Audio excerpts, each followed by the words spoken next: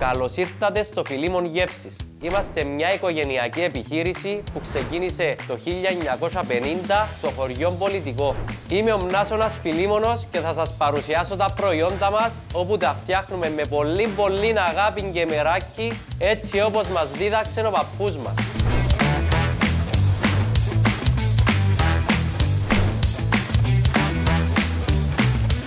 Όπως ξέρετε, στο εργαστήρι μας φτιάχνουμε μόνο ποιοτικά προϊόντα, όπως για παράδειγμα τα παραδοσιακά μας λουκάνικα κρασάτα καπνιστά, παστούρμα σουντζούκι, γουατσάλε και προσούτο αρνίσου.